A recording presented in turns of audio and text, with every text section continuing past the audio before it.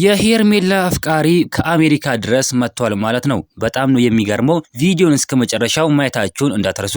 አብርሃም እንግዲህ ይሄንን ነገር ሲያውቅ በጣም የደነገጠው ለምንድነው እስከዛሬ ለኔ ያልነገረችኝ ለምንድነው እስከዛሬ ያልሰማሁት በማለት በጣም ተናዶ ነው ያለው። እውነት ለመናገር ከሆነ ያው መናገር ነበረባት እሷ ሄርሜላ ማለት ነው። አብርሃም ግን እስከዛሬ ፍቅረኛ ራሱ ምናምን እንዳላት አያውቅም። ነገር ግን እሷ አልተናገረችም ማለት ነው። አሁን ግን ፍቅረኛዋ ከአሜሪካ ድረስ መጥቶ ሄርሜላን ወስጄ እሄዳለሁ ሲል ተናግሯል። ሄርሜላም እንግዲህ እንዲህ ነው የመጣው ለምንድነው የመጣው እኔ ሳልፈቅድልህ እንዴ ነው የመጣው በማለት በጣም ተናዳን ያለችው። እኔ ግን በበኩሌ የምለው እሷ በቃ ከሱ ጋር ወደ ውጭ ሀገር መሄድ አለባት ነው የምለው። ለምን ብትሉ አብርሃም ሩታንም እሷንም አልወዳችሁም ብሏል። ስለዚህ በቃ እሷ የሚወዳትን ሰው ከሚወዳት ሰው ጋር መኖር አለባት ብዬ ነው ማስበው። እሱም ደግሞ ትክክለኛ ውሳኔ ነው ብዬ ማስበው ማለት ነው። አብርሃም ስለዚህ አይጨማለቅባቸውም፣ አብርሃም እንደዚህ አይሆንባቸውም ማለት ነው። ነገር ግን እነሱ በለመኑት ቁጥር በጠየቁት ቁጥር ማለት ነው እሱ ራሱን ከፍ ከፍ እያደረገ የሆነ ነገር እያደረገ ይሄዳል። ስለዚህ ማድረግ ያለባቸው ሄርሜላ ያኛው አግብታ መሄድ አለባት። ሩታ ደግሞ አብርሃም እሺ ካለ ከፈቀደ ከሱ ጋር መሆን አለባት። እምቢ ካለ መለመን የለባትም ሩታ እውነት ለመናገር ከሆነ ማለት ነው። ሩታ እውነት ለመናገር ከሆነ መለመን የለባትም።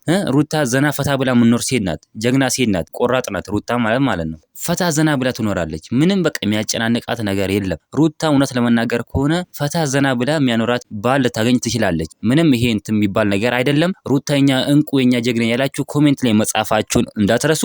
እናንተ ምን ትላላችሁ? ሀሳብ አስተያየታችሁን ኮሜንት ላይ ማስቀመጥ እንዳትረሱ። ቪዲዮ ላይክ ቻናሉ ሰብስክራይብ ማድረግ እንዳትረሱ። በሌላ ቪዲዮ እስከምንገናኝ በያላችሁበት የዓለም ዳርቻ ሰላማችሁ ብዝት ይበልልኝ። ደህና ሁኑልኝ።